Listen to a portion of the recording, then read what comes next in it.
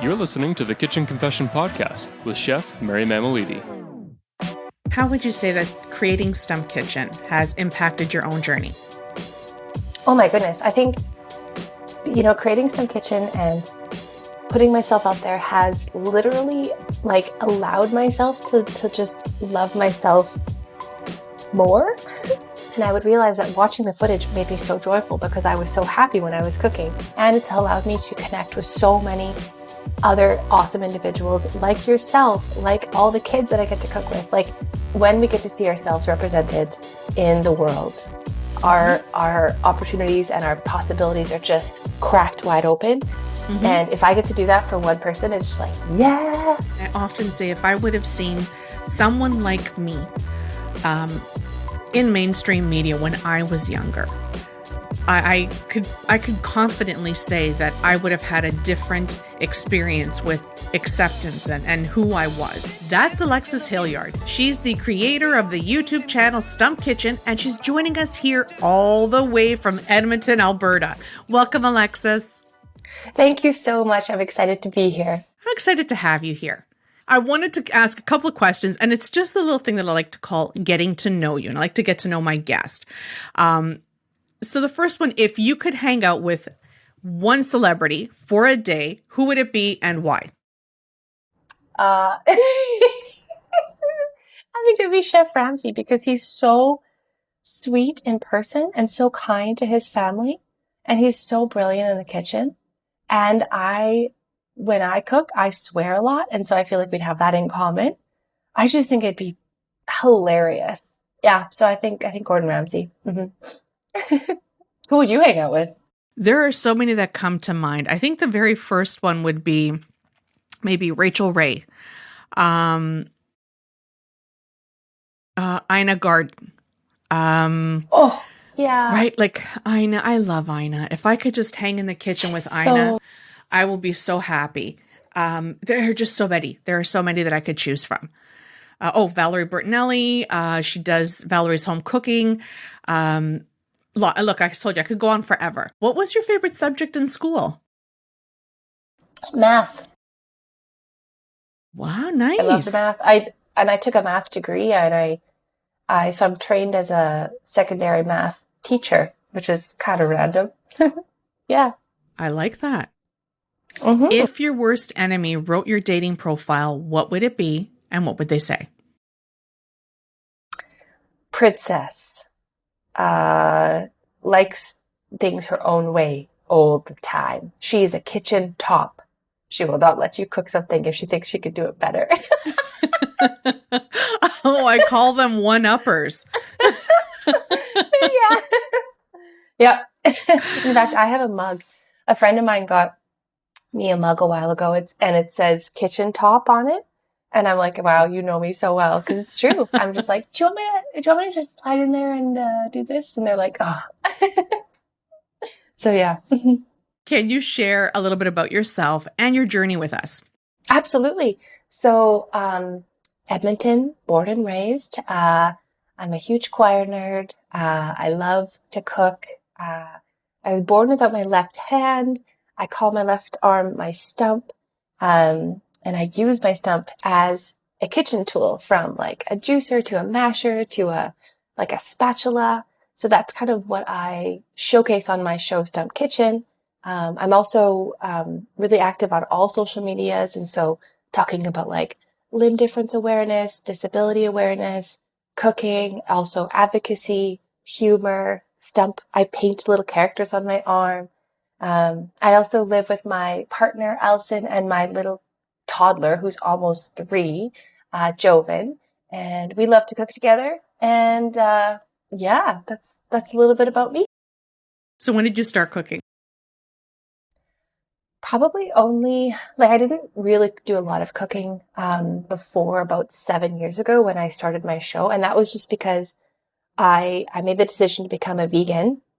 And I also just was recently diagnosed with a gluten intolerance. So boom, all of a sudden I had very limited food that I could eat by choice and by my body.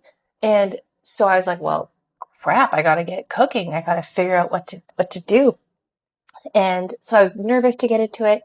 just because of like all the, really intense stuff that you see on the Food Network and on TV. And so I was a little bit nervous, but I started with some, basic recipes and ingredients that I found online, and slowly started to just like, I guess, hone my craft and, experiment with like, how do you open a head of garlic?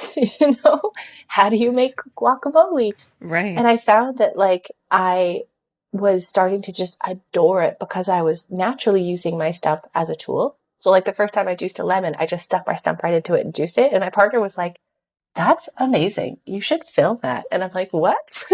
So she really kind of like coaxed me into like making a video and showcasing it to the world. And that's kind of how Stump Kitchen began, like my cooking show and my online presence. But really the love of cooking was really recent in my life. And it only came because of this like really cool body love that I, kind of got to fall in love with my stump again as this like fun, exciting part of my life that just made it, I don't know, really embodied and fun. So that's kind of my weird cooking journey. Are you up for a couple of games? Yes, I love games. First one I want to do is rapid fire. Tell us one thing most people don't know about you. I am a soprano. No, people know that about me. I have tattoos. They don't know that. Okay. Name one thing from your childhood that kids today wouldn't understand. Like rotary phones. I don't know. Yes. Like using the phone book and the yellow pages? That might be a thing. That's a thing, yes. Memorizing phone numbers. I had to know all my friends' phone numbers, and I did. I still know my childhood phone number, by the way. Mm-hmm. Yeah, but I don't know anyone that I've met recently. No, I have no idea. Because it's all barely on my know phone. My partners. No idea, yeah. Name or sing a song that always puts you in a good mood.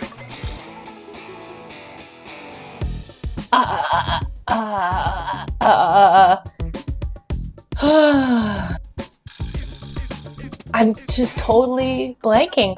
The only songs that I could think of right now, Mary, are like Baby Shark, do do do do Baby Shark, because I'm a toddler mom. So the only songs that are coming to my brain are just like kid songs. Like, and honestly, that song does put me in a good mood. It's pretty fun. I don't mind it. So now that we just said Baby Shark and you got that stuck in my head, thank you, by the way. Yeah, you're welcome. The next question was going to be curse words you use in the kitchen. It's like a terrible Everything, segue all of into them. All of the curse words. What are some of the challenges that you faced in the kitchen, and how have you overcome those challenges? In the kitchen? In the kitchen. Yeah, we're moving to the kitchen now, Alexis. Yes, we are. Honestly, we're moving to the kitchen. I actually haven't had too many challenges in the kitchen. In fact, I think because my cooking journey began with me allowing myself to do things in my own way, use my stump as a tool, etc., take time, like allowing myself to spill stuff, like just whatever. I haven't had a lot of challenges. Like, I mean, I've definitely learned some kitchen tips that have helped along the way. So like, I know, for me, like I love to cook with a garbage bowl right beside me, because if you're cooking and you have waste or you have garbage, you have stuff to get out of your way, it's a bit tricky to like open the garbage and throw it in and whatever. So I love having that to keep my cook space clear. I love putting like, if I don't have a good cutting board with like legs or whatever, like I'll put like a towel under, a moist towel, so it doesn't slip, because when I'm cutting, I use a lot of pressure because I don't have a grasping mechanism on my stump. I just have to push down the vegetable or push down the fruit to keep it from rolling. So sometimes my cutting board can be like, whoa. So I have to keep it steady. So there's things that I've learned along the way that make cooking easier for me. But I can't think of too many challenges, which is what kind of about grocery shopping or packaging? Oh, well, I guess that's a bit of an idea. That's my reaction when I talk about packaging. Yeah. I don't know if you can okay, I'll try to describe my front two teeth.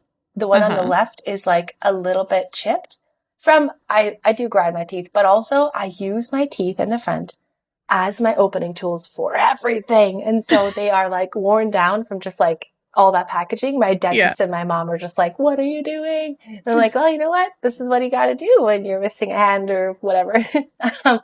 So yeah, excuse me. Like sometimes opening jars, like opening a peanut butter jar is tricky if I'm wearing like slippery clothes. Sometimes I'll put it between my legs. I really don't like the packages that you like chip bags or things with like a really strong Ziploc seal that you kind of have to rip apart. I always have to use my teeth for that. Yeah, there's like, and even like the berries and clamshells, I'm just like, or like the lettuce and clamshell packaging. I'm just like, how do people get into these without cutting themselves? Like, what's happening? So, yeah, there's definitely some packaging that I like to avoid. But there's really nothing that like a pair of scissors and a set of teeth can't, get into. I don't think. Do you avoid buying anything because of the packaging? I think I'm really stubborn. And so I probably don't, but I would imagine that subconsciously I do. I probably do avoid things that are like, say, like really small jars that with a tight lid, because those are really hard to hold on to. Like they just slip around. So I think that on some level I do avoid it, but like there is that stubbornness in me that's just like, I'll break it if I have to. I will get it. I'll get into it. But yeah, that's definitely something that is a bit of a barrier. Yeah. Yeah. What would you say are some of your most used kitchen utensils and appliances? My chef's knives. I have 4 Japanese knives, and I use them every day, and I love them. And when I bought them, I made sure that I had to cut something for every single meal because I was like, yes. I also adore my blender and food processor, like for a soup, for a sauce, for anything. I love those tools so much. We recently got into cast iron, so I have like a set of cast iron pans now. So much fun. Like they're heavy, but they're so great. So I get a workout when I have to wash them. But like, yeah, I think those tools are probably my favorite. Oh, and I have like a beautiful like larchwood cutting board. I just like how like the Japanese knife looks on the cutting board. It just looks so pretty. So yeah, I like pretty things in the kitchen. What are some common misconceptions about disabilities and limb differences that you'd like to address?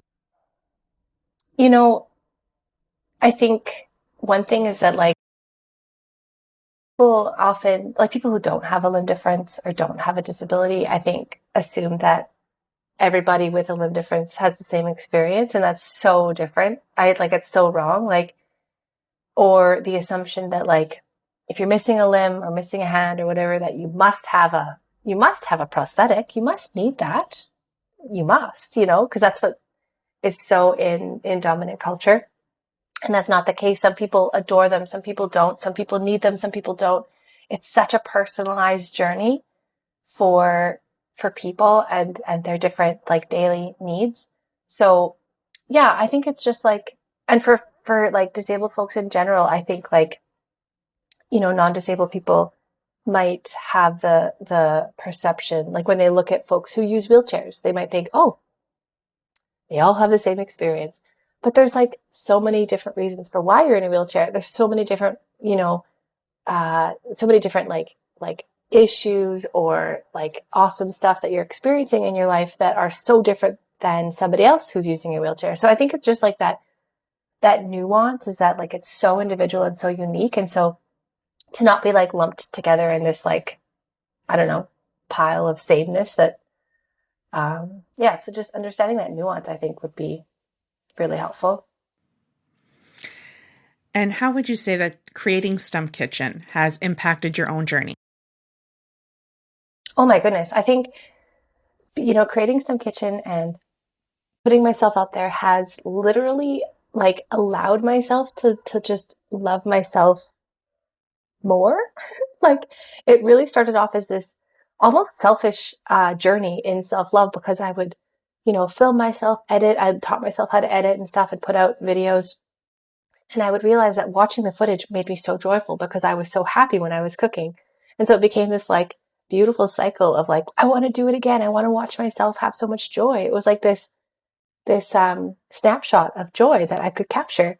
And so it's really I don't know, it's just opened up a lot of joyful possibilities for me. And it's allowed me to connect with so many other awesome individuals like yourself, like all the kids that I get to cook with, like people around the world who, you know, have a limb difference, have a disability that we've been able to talk with. So my whole world has literally been cracked wide open, and I'm so grateful for it. Are there any moments or a particular memorable moment or experience that you've had while creating Stump Kitchen? There's been many. There was one time I was making pizza with this little kid named Ethan, who is like 15 now, like he's huge. But we were making pizza, and I was like, you know what? I'm going to just like dip my stump into this pizza sauce, and I'm just going to smear it on the crust. I'm just going to smear it on. And he was like, me too. So he puts his arm, because he had a very similar limb difference to me, puts his arm into the sauce, smacks it down onto the pizza crust, and I get sauce all over my face. And by the end of that episode, I looked up and there was sauce on my ceiling.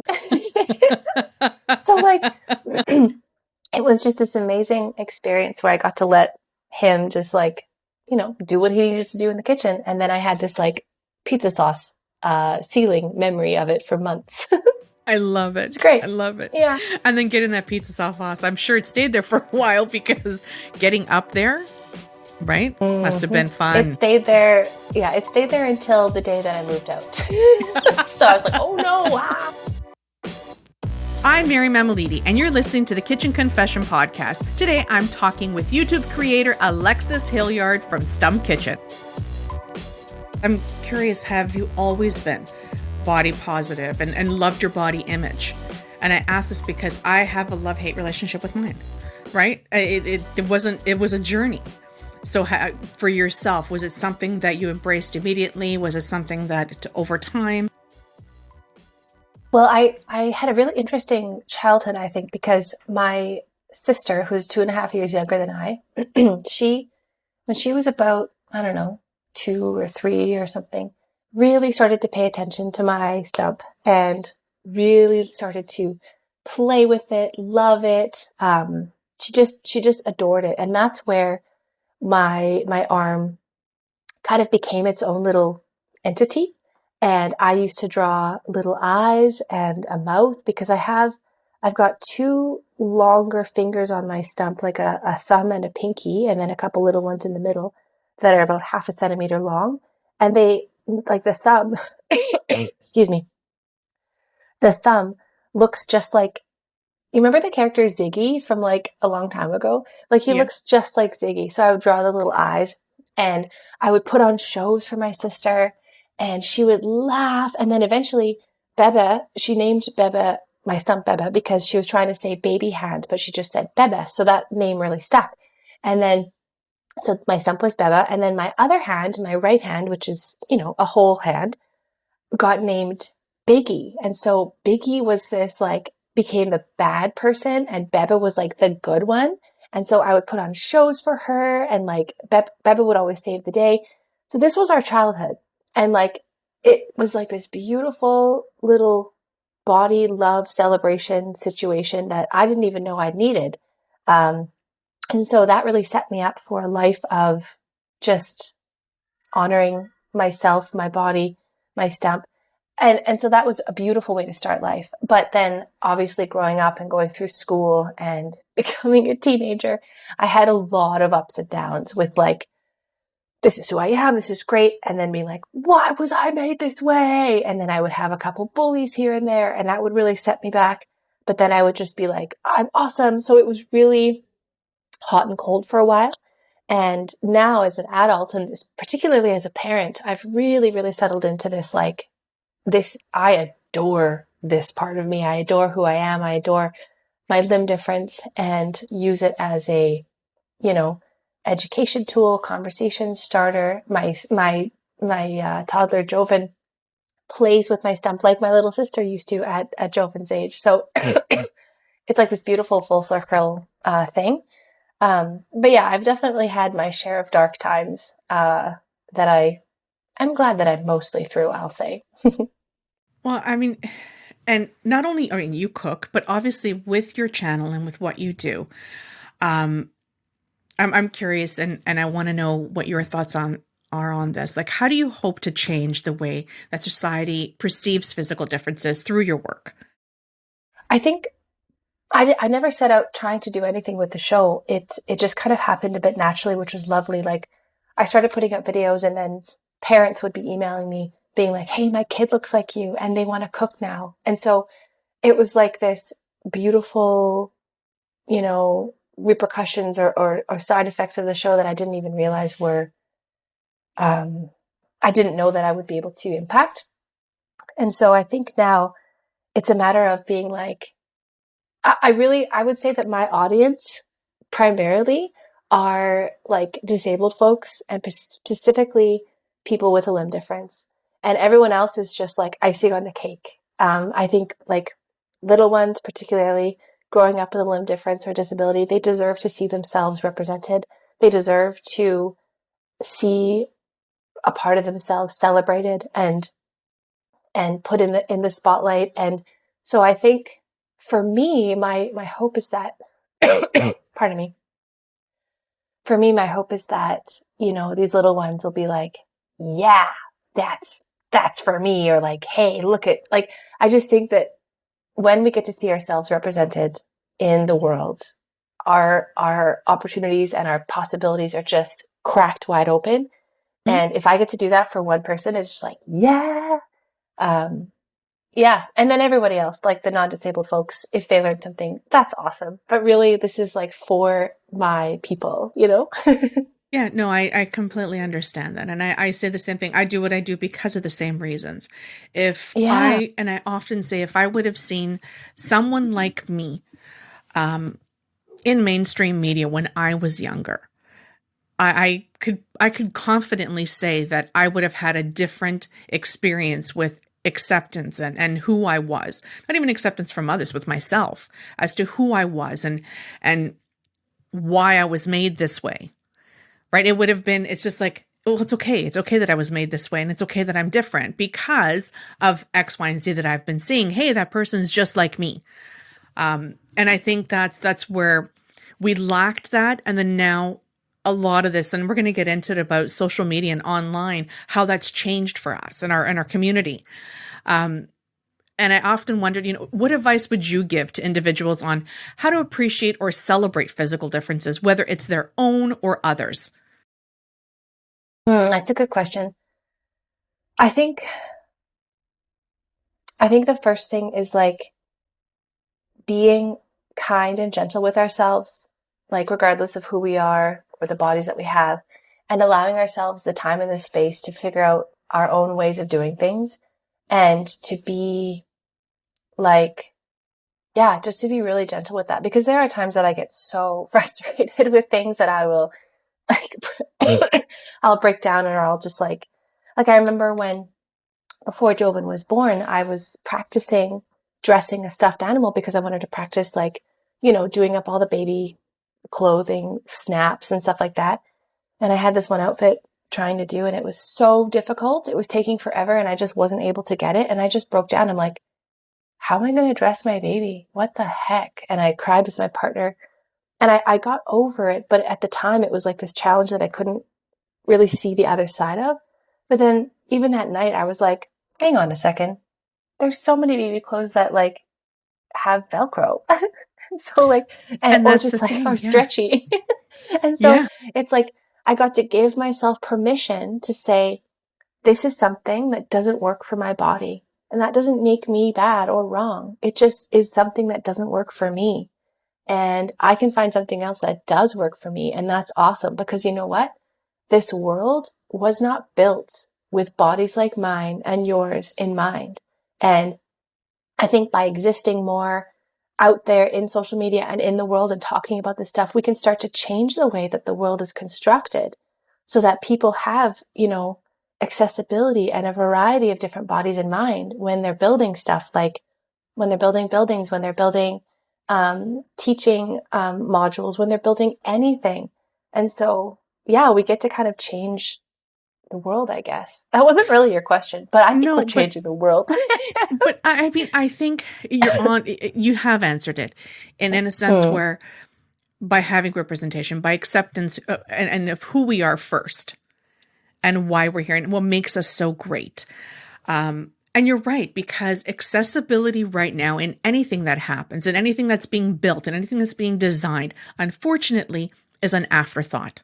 So the product or the product is designed, and then it's, oh, what about accessibility? Whereas by talking about it, by sharing, by doing things, by showing modifications, we're basically helping to kind of push that to the forefront and make it part of the design project, part of the design process, let's say, rather than that afterthought, which is my hope. And what you're saying as well, is that that's your hope, is that it becomes forefront right to the beginning. Absolutely. Absolutely. So I know we tapped on this just a little bit, but I mentioned that we were going to talk about the internet because there are many negative sides of the internet, but there are also so many positive sides, like your story, as well as many others in the disability community. I mean, it's connected us to people who may have never met, you in Edmonton, me here in Toronto, if it weren't for the internet. And I find this interesting because I was once told that I was the very first person that this person met with a disability or that they had ever met, which I found really interesting. Do you feel that the internet and social media, that it's helping to normalize conversations about disability? Absolutely. And I, just like you, I have that comment so frequently. Like, oh my gosh, you're the first person I've met with an arm like me. And I'm just like, how is that possible? But it's such an honor to be able to be that person. And I think, yes. And then you've got like beautiful communities online that people can find themselves a part of. And I think for me, like, when I started doing online video creation and stuff like that, I would by default find other disabled creators and like learn about their work, and they would comment on my stuff, and then we would start collaborating and talking. And I met Footless Joe, who's another amputee creator, and I ended up becoming friends, and I went down to her, like to Colorado, to film together. So these beautiful relationships and communities I have built and found just through being online and doing this work. So I think, yeah, there's a lot of crappy stuff, but I honestly haven't experienced too much myself just because of like the type of content I'm creating and the people that I get to reach out to, I guess. I don't know. I've gotten very lucky that way. But yeah, I ultimately think it's so important for all the reasons that you mentioned too. I ask every guest to share a little kitchen confession with us. Do you have one that you can share? Like a your face right now?